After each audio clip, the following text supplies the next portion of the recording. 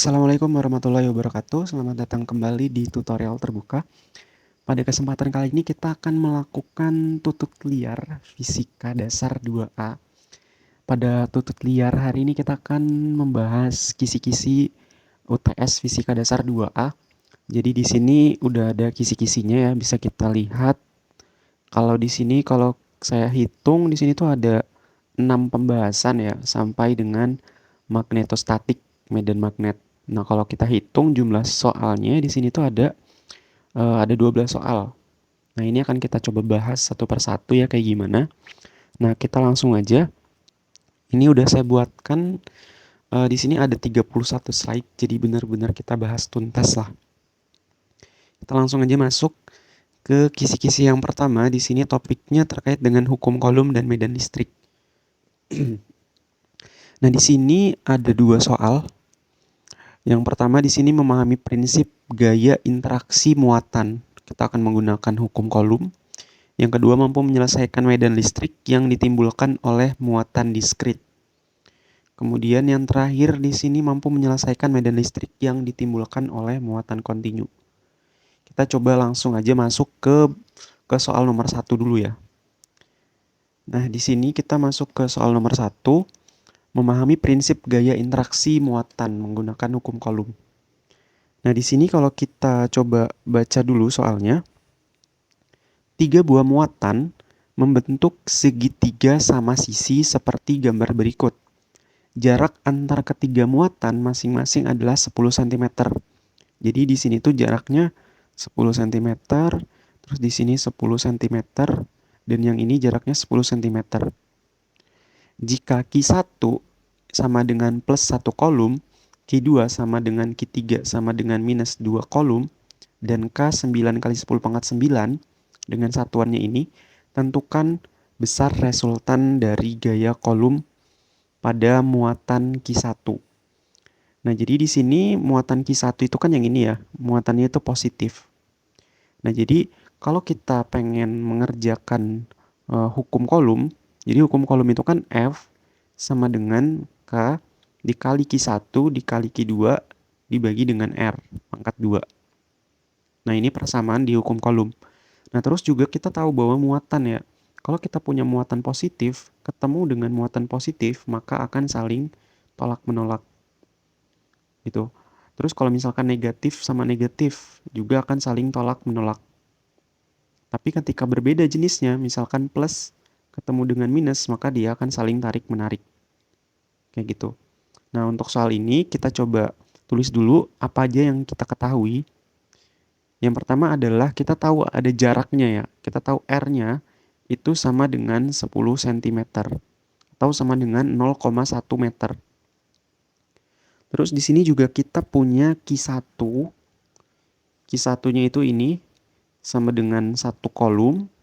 Terus kita punya Q2-nya itu sama dengan minus 2 kolom. Terus Q3 juga itu sama dengan minus 2 kolom. Kayak gitu. Terus di sini ada konstanta listrik. Konstanta listrik ini harusnya teman-teman harusnya sudah hafal lah. Kemudian di sini yang ditanya itu resultan gaya Coulomb pada muatan Q1. Berarti di sini yang ditanya itu F1. Kayak gitu. Nah, di sini kalau kita coba jawab ya. Kita jawab, kita lihat muatan 1. Muatan 1 ini positif. Nah, karena dia positif, terus di sini muatan 2 itu negatif, maka dia akan tertarik gitu. Jadi dia ini akan menimbulkan gaya tarik. Yang mana di sini tuh gaya tarik yang ditimbulkan adalah F12. Muatan 1 terhadap muatan 2. Jadi akan menghasilkan F12. Terus kita coba lihat yang ini. Muatan 1 terhadap muatan 3. Nah, karena muatan 3 negatif, maka muatan 1 ini akan tertarik gitu. Maka di sini akan timbul gaya F13.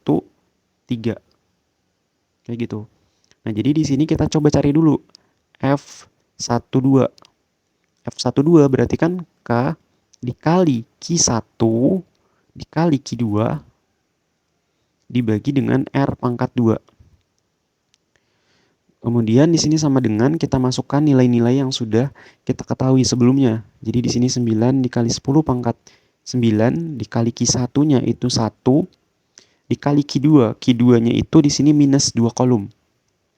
Tapi ingat, kalau kita menghitung gaya kolom, itu muatan negatif yang kita masukkan dalam perhitungan itu yang positif. Gitu. Jadi di sini kan minus 2 kolom. Yang kita masukkan 2 kolomnya. Kayak gitu. Dibagi dengan R pangkat 2. R-nya itu yang ini. 0,1 dipangkatkan 2. Jadi R ini tuh jarak dari muatan 1 terhadap muatan 2, yaitu 10 cm di sini. Nah, ini kita lakukan perhitungan. Setelah kita hitung, kita mendapatkan hasil 1,8 dikali dengan 10 pangkat 11 Newton. Kayak gitu. Kemudian kita cari gaya F13-nya. Berarti di sini F13 itu sama dengan K dikali Q1 dikali dengan Q3 dibagi dengan R pangkat 2. Kita masukkan nilai-nilai yang diketahuinya. K-nya di sini 9 dikali 10 pangkat 9. Q1-nya itu 1. Terus Q3-nya juga sama nih. Q3-nya di sini kita masukin 2 kolom. Gitu ya. Dibagi dengan R-nya. Jarak dari muatan 1 ke muatan 3 ini jaraknya nih 10 cm. Jadi di sini 0,1 dipangkatkan 2. Gitu. Jadi kita lakukan perhitungan, ternyata hasilnya sama. 1,8 dikali dengan 10 pangkat 11 Newton. Kayak gitu. Kemudian di sini belum selesai teman-teman. Ini coba saya rapihkan, yang ini kita hapus dulu. Yang ini jaraknya supaya lebih mudah lah kita untuk melihatnya. Nah, di sini tuh coba teman-teman perhatikan ya. Jadi dia bilang membentuk segitiga sama sisi. Kalau segitiga sama sisi berarti sudut-sudutnya ini sama. Oke, sudut-sudutnya ini sama. Nah, kalau segitiga sama sisi, sudutnya itu di sini 60, di sini 60, di sini 60. Gitu. Jadi sudutnya itu 60 derajat semua.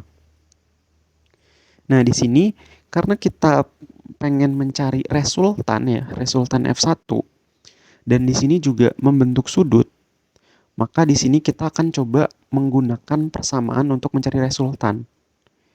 Jadi untuk persamaan mencari resultan, di sini mungkin saya coba tambahan catatan ya di sini. Jadi yang ini catatan.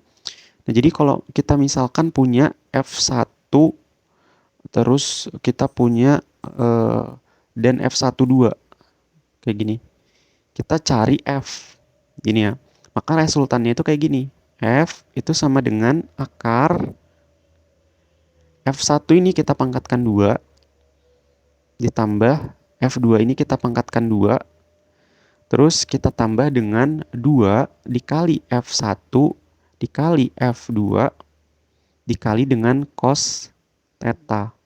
Kayak gini. Nah, jadi ini bentuk persamaan untuk menghitung resultan. Jadi ini mungkin jadi catatan juga untuk teman-teman. Nah, jadi kalau kita pengen mencari F1 ini berarti gini. F1 itu sama dengan akar yang ini kita masukin F12 dipangkatkan 2 ditambah F13 dipangkatkan 2 ditambah 2 dikali F12 dikali F13 dikali cos. Nah, kita lihat sudut yang membentuk F12 dan F13. Sudut yang membentuknya di sini 60 derajat gitu. Berarti di sini cos 60. Kayak gitu. Nah, ini tinggal teman-teman masukkan aja nilai-nilai yang teman-teman ketahui. Nah, di sini supaya perhitungannya lebih mudah ya, kita lihat ya. Di sini tuh nilainya sama nih. Nilainya ini sama.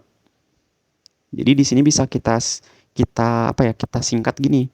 Jadi F12 itu kan sama dengan F13 nilainya.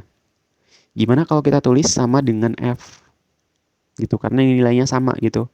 Untuk mempermudah perhitungan. Jadi di sini F1 itu sama dengan akar yang ini jadi F pangkat 2 ditambah yang ini jadi F pangkat 2, ya kan? Ditambah dengan 2 F12 menjadi F F13 menjadi F dikali cos 60. Kayak gitu. Jadi di sini F1 itu sama dengan akar, yang ini tuh F pangkat 2 ditambah yang ini F pangkat 2 ditambah yang ini tuh menjadi 2F pangkat 2 cos 60. Cos 60 itu setengah. Gitu. Nah, berarti di sini ada yang bisa kita coret ya. Yang ini kita coret sama yang ini. Kayak gitu. Nah, selanjutnya di sini tinggal kita lakukan perhitungan. Jadi F1 sama dengan akar. Nah, di sini F pangkat 2 ditambah F pangkat 2 ditambah F pangkat 2. Menjadinya 3F pangkat 2. Gitu.